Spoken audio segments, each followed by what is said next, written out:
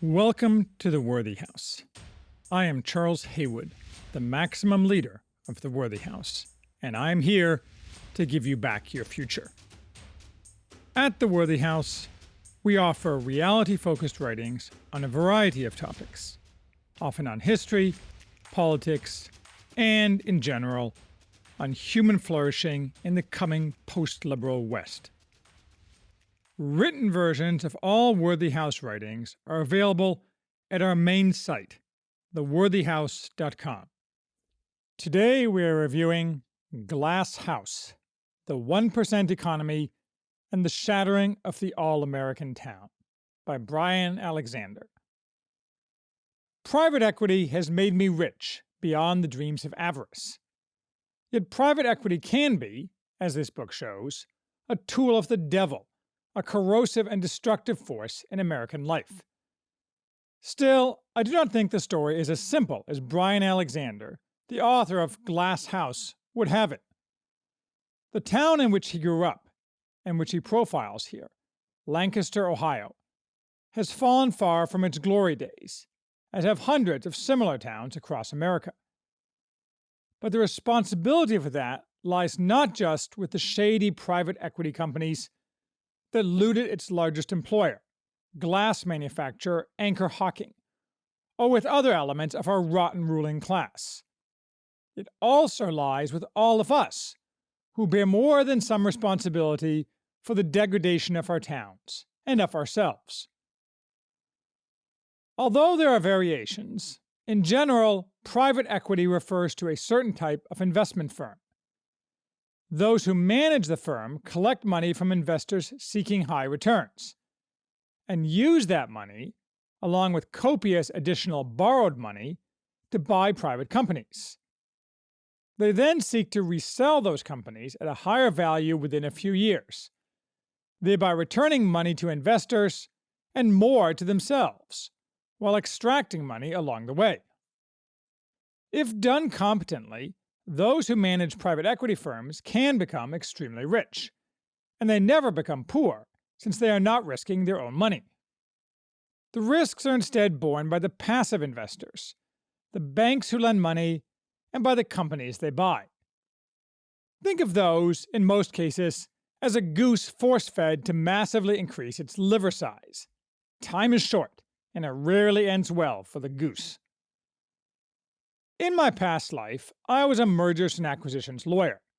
The nature of that business, buying and selling companies, often involves private equity firms. I also studied private equity and related fields a great deal in business school, which I attended after being a lawyer. For most of 2020, as I worked towards selling my business, I interacted with a number of private equity companies, who constitute the buyers of most businesses today. This sale process showed, although I already knew them, the differences among private equity firms. As with any firm, each has a personality, and while they are subject to economic incentives, much of their behavior is actually driven by personality. For example, I had signed a letter of intent, an agreement to agree, to sell my company to one private equity company last July. Their personality was a common one for private equity: slick, overconfident, far less smart than they thought, and people I wouldn't trust to buy me a sandwich if I were relying on them to bring me the change. Although they were the initial high bidder, it was in their nature, again as is common with private equity companies, to chisel. Failing to read my personality and thinking that I would be desperate to keep a bird in the hand, and so be willing to give up some money for their benefit, they tried to lower the price before the transaction closed. It took me 30 seconds to kill the deal, and I never spoke to them again. But other firms have different personalities. Soon enough, a bidder that had earlier dropped out, because of the impact of the Wuhan plague on other companies it owned, came back to the table, offering an even higher price, and quickly closed the deal. This private equity company represented not many investors seeking returns in the traditional way, but family members of one wealthy family, with politics very opposed to mine. This firm's personality, and all its representatives, were always honest and above board in every way and a pleasure to deal with. Moreover, they have successfully continued to run and grow my company with what appears to be a long-term focus. Alexander would say that despite differences in personality, private equity firms are all subject to similar incentives to pump up the value to a third party of an entity they buy by minimizing expenses and maximizing EBITDA, an indirect measure of cash generated by the company, and then to sell it to someone who will pay them more than they paid for it. And that is true enough. It is equally true that private equity firms extract money from owned companies prior to sale, through fees and special dividends. They often claim that this is compensation for providing guidance, a bogus claim, since except in rare instances, those who work at private equity firms have no idea how to run a business. Although often those who run the business also have no idea how to run a business, because financial engineering is a completely different skill set from running a business. Hubris is the defining characteristic of private equity, but nemesis never arrives because of the political power of the financial engineering class. One might legitimately ask, given that private equity has so many cretins in it, why did I sell to private equity? Because I wanted the money, of course. It so happened that the buyer was the bidder most aligned with all stakeholder interests, not just my interests.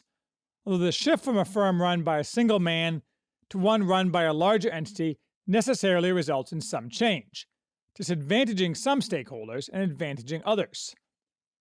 To be fair to me, something I never fail to do, I should mention that I distributed around $10 million to my employees. For although successful entrepreneurship almost always centers on the work of one indispensable man, he cannot do it without others, and the laborer is worthy of his hire. But I would have sold to a greaseball private equity company if that was what got me the most money, if I am being honest. The official mission statement of my company was, "The purpose of this company is to put sweet cash in the pocket of Charles Haywood," and so it turned out. That's all there is to it. I'm avaricious, not so much for cash as the marker of success, but for what cash will let me do. Perhaps this merely proves I am part of the rot of modern America. So, of Glass House. As with many books in the genre that combine social analysis with business analysis, the book is somewhat confusing, because it hops around in time and among people. But the basic story is relatively simple.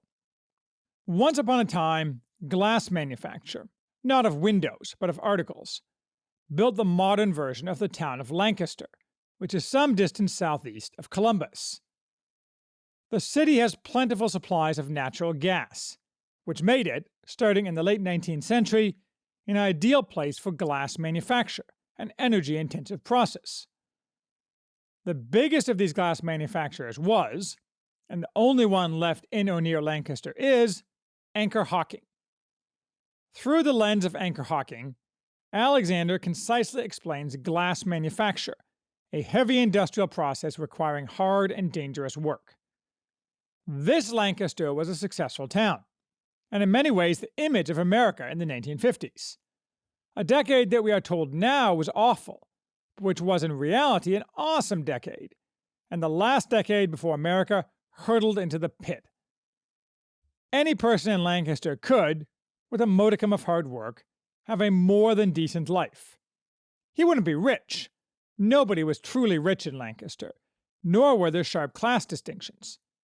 Anchor Hocking executives drank at the same bars as men who worked the machines, but he would be able to raise a successful family and have a successful life, as success was once defined.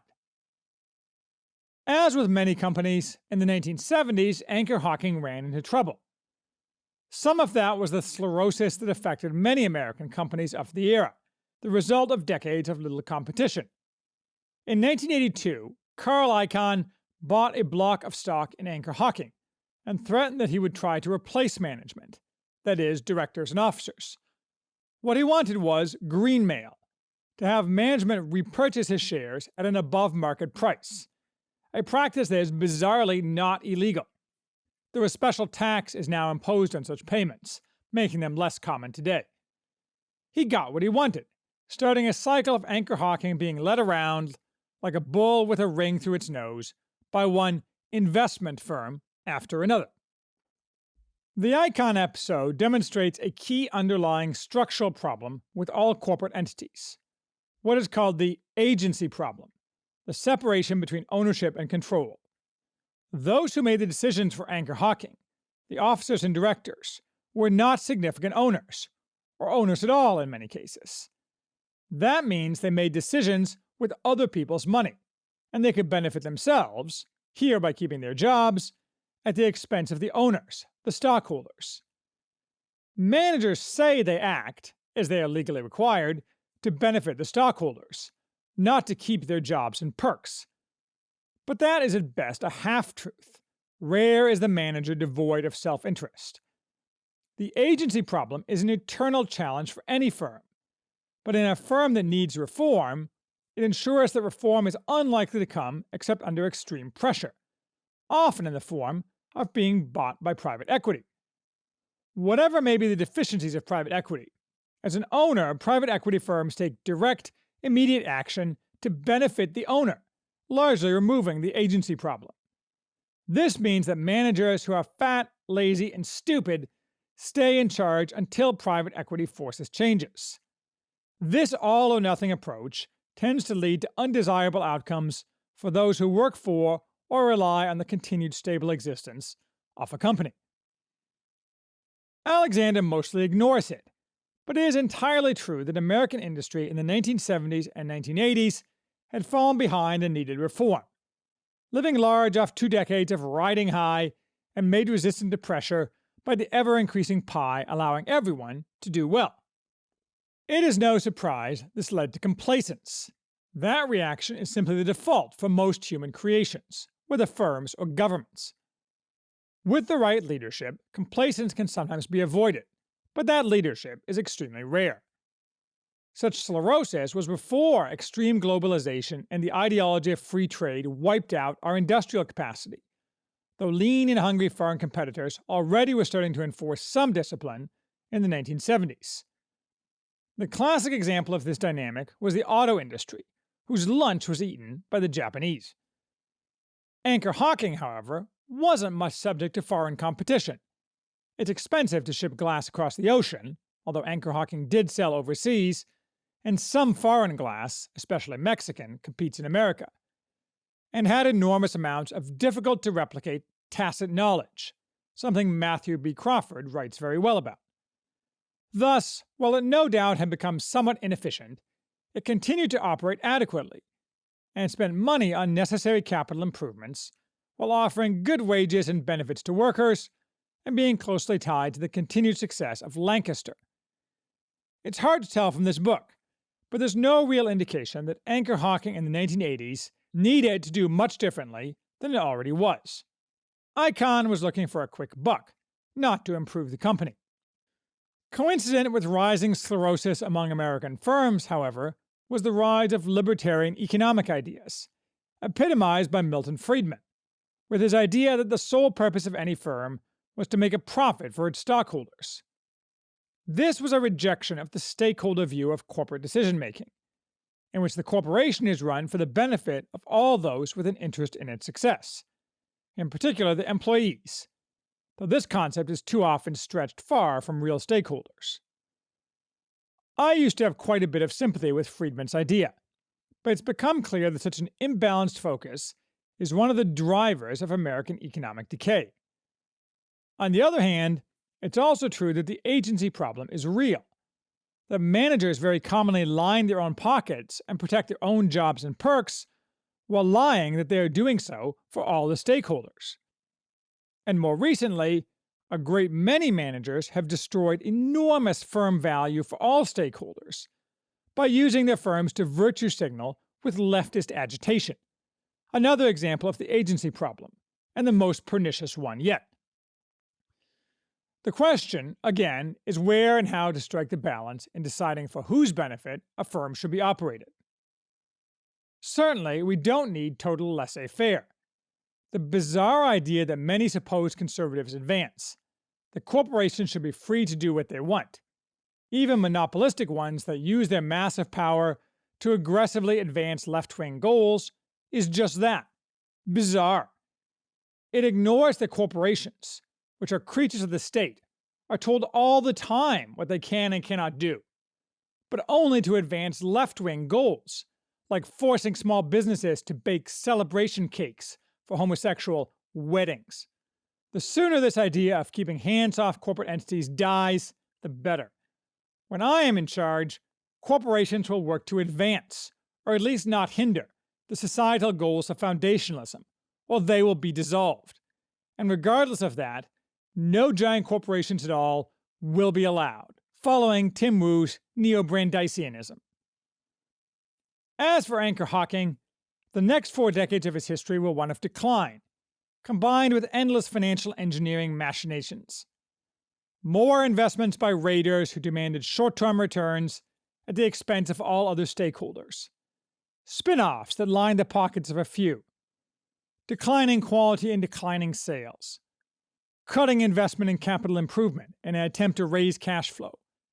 And all the usual common events in the many American industries choked by financial engineering. The long-standing ties of the company's managers to the town frayed and then severed. An endless churn of new owners and managers became the new norm, in the corrosive manner modern corporate America endorses. The union was cowed and forced to repeatedly retrench wages and benefits, threatened with shutdowns otherwise. Public money was extracted by one owner after another. School funding was cut in order to meet the demands of voracious new owners. The left-wing critics of the greed is good attitude, which tried to justify dishonesty and the quick buck, were, it turns out, correct. Notably, one short-term owner of the company was Cerberus Capital Management, of which one Steven Feinberg, a top economic advisor to Donald Trump, is CEO. This simple fact explains a lot about how Trump's term in office went. Feinberg is laughably described in his Wikipedia profile as a businessman. Nothing could be further from the truth. He's a parasitical extractor of value created by others. As Robert Nisbet said, rootless men always betray. One result of this ruination wrought by financial engineering was that working at Anchor Hocking, which used to be the goal of most young people in the town, became a low-prestige option, where nobody ambitious wanted to work, given that upward opportunities were few and the company might shut down at any time. By when this book was written, in 2016, Anchor Hocking was still around, shrunken, as it is to this day, though it seems to be a big seller of bottles for premium liquor, but sadly diminished as a pillar of Lancaster, which itself was, not coincidentally, also sadly diminished. Alexander weaves, among the business discussion, profiles of local residents, not connected to the glass industry, mostly drug addicts. There's a little too much of this, which becomes repetitive. All you need to know is that, like most towns, especially in this area of the country, drug use is ubiquitous and hugely destructive, and a very large percentage of the population cycles in and out of the criminal justice system. The details don't really matter. What matters is that this is indicative of a blasted and destroyed society. Did that have to happen?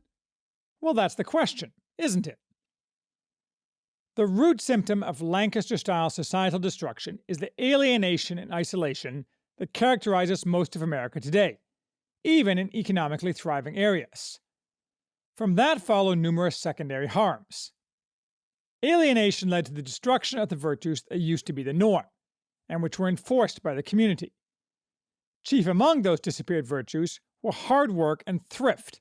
As Alexander says, now modesty was out, acquisitiveness was in. As everywhere, consumerism, usually of cheap Chinese crap, substituted for community, aided by easy credit and easy bankruptcy, and more recently by our government printing money. If you need more proof of the attitude this creates, I passed a bus stop bench the other day, printed with an advertisement, bankruptcy by phone. As the community corroded, those on the edges fell out, creating new edges that also fell out. As a result, it became increasingly difficult for businesses to find good workers, further fueling decline. Numerous other indicia of decay, such as illegitimacy, soared. The result is that Lancaster today is a drug-addled and poverty-stricken town, where most people who work are employed in healthcare, an industry pumped up by the vicious cycle of poor health leading to yet more social decay, leading to more poor health, and where the only people in Lancaster with good jobs are those who work in Columbus and commute, who have no time to participate in the community. Many locals blame government handouts for the decay, and there is no doubt much truth in that. As Chris Arnotti's Dignity reveals, government handouts are often what allow many people to wallow in degradation. If they disappeared, we'd have a lot less degradation.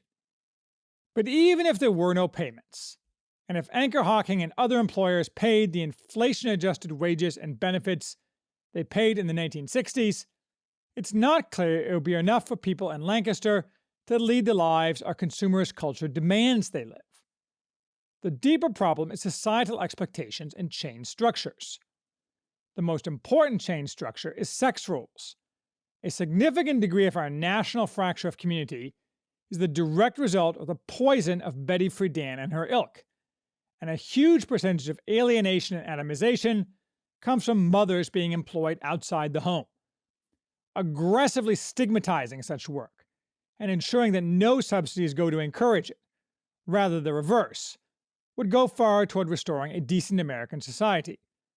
Though you'd need to do a lot more than just that to actually reverse decay, or more accurately, forge a new society. It's somewhat sad that a core of older residents keeps hoping to renew Lancaster, and trying to do so, and keeps failing. It's essentially impossible to renew a town without an economic engine and with a broken society.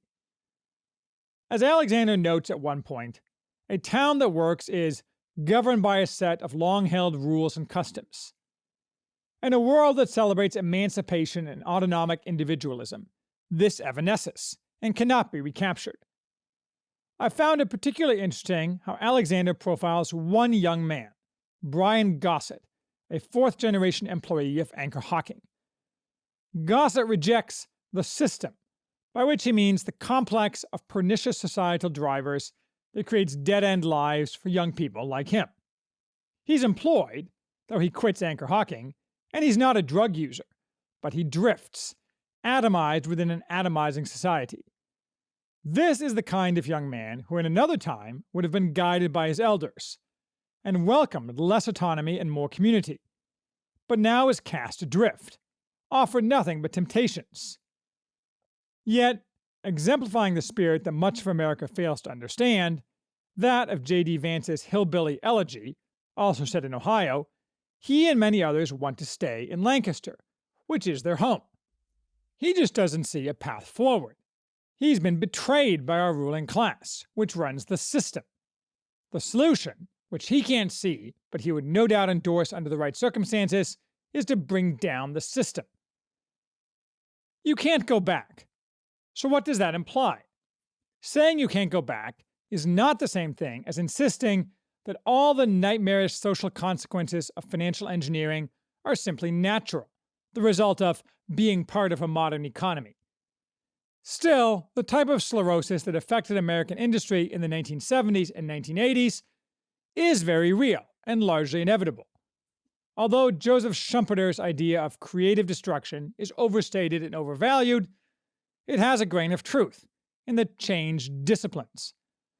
The problem, I think, is that we got the wrong type of change, benefiting at the expense of most of America, a thin slice of Americans, the 1% of the subtitle of Glass House, as well as various foreigners.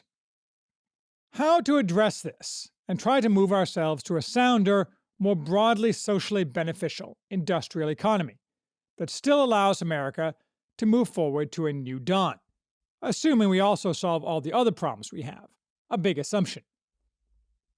First, we should start by breaking the political power of the financial engineers. Not just private equity, but hedge funds, big banks, and a vast host of other parasites who have manipulated our entire society to their benefit, on every front from taxes to regulation. Half measures won't do. I'd not just tax the carried interest at ordinary income rates, but implement confiscatory taxation on financial engineering profits, looking backward, separately from my intent to wholly confiscate the fortune of any wealthy person who has funded destructive left-wing programs, such as Bill Gates or Steve Jobs' widow, the assets of all left-wing foundations, such as the Ford Foundation, and all college endowments above a de minimis amount. We also need a robust antitrust regime that allows no single company, or companies under direct or indirect common ownership, to control more than 5% of any given market, whether internet search or breakfast cereal, no matter the source of that control. By itself, this won't be enough. The American economy produces less and less of value, but this truth is largely concealed by financial chicanery. We don't need more cheap crap from abroad to feed the destructive consumerist mill, and we don't need the fictitious increases in GDP that result from everyone buying more cheap crap, or for that matter, expensive crap, every year. Thus, second, we should massively increase tariffs on any goods coming from low-wage countries, or from China, regardless of its wages. NAFTA and all similar agreements should be voided. It's just dumb that we allow our manufacturing to be stripped from the country, relying on the continued goodwill of our enemies, on that globalism will be stable and wonderful forever. And cheap is rarely better, even if we have been propagandized into that belief. For example, the other day I needed to buy a drill chuck for a metal mill. The gold standard at one time was Jacobs Chucks, but now, having been bought by Danaher, a conglomerate driven by financial engineering, they are made in China, and their quality has plummeted. Or, to take another example, a few days ago I tried to purchase a second Ursa garden wagon, for a long time the pinnacle of garden wagons. But I was told they don't sell wagons anymore, just parts. Gorilla Carts copy their designs and sells Chinese knockoffs. So when China cuts us off, we won't have any chucks or wagons at all. That, multiplied across 1,000 industries, is a big problem. We can kill both consumerism and our dependency by simply increasing tariffs. Yes, increasing tariffs would likely diminish American exports and cause short-term economic pain. That's not necessarily desirable, but it would be desirable if the crisis, following the immortal words of Rahm Emanuel, allowed us to make the other required social changes, such as eliminate the BS jobs that are most of what our professional managerial elite does, eliminate the massive racial grift industry of diversity commissars and the like, and end the idea that it is desirable for mothers to work outside the home. A tall order, but in social change, upheaval is usually necessary first, and this upheaval would be worth it. Along with raising tariffs, we should destroy every other pernicious element of globalism, such as allowing American firms to offshore assets to reduce their tax burden, and allowing any immigration, legal or illegal, of any unskilled workers at all. And I should note that, as with most of what I recommend these days, none of these are really policy recommendations in the traditional sense, because in the present dispensation, they will never happen. Rather, they are parts of the new dispensation, when the present one is destroyed, root and branch. The goal of all this, and much more, is to create a society where the working class is aligned with the ruling class, as opposed to what we have now, where the ruling class makes degraded slaves of what remains of the working class. Foundationalism will have, to be sure, a ruling class, though no member of today's ruling class will be in it. The working class will not be in charge, because the working class is not capable of being in charge. Nonetheless, for us, today, the key is the working class, because their aid in the wars to come will be crucial.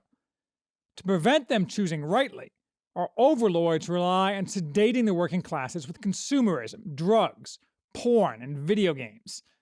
Thus, they have become degraded to a great degree, just like all of us. We can see, though, from Brian Gossett and from phenomena such as Jordan Peterson, that many young people in the working class don't want those things. The solution is to, at the right moment, weaponize the working class against the ruling class and against their foot soldiers, the woke professional managerial elite and the myrmidons of burn, loot, murder, for both of whom the working class, of all races, have nothing but contempt. A new social compact for a renewed society. Steven Feinberg can move to Canada or England, or better yet, Mexico, with the one suitcase of possessions he's allowed. Then Lancaster can flourish again.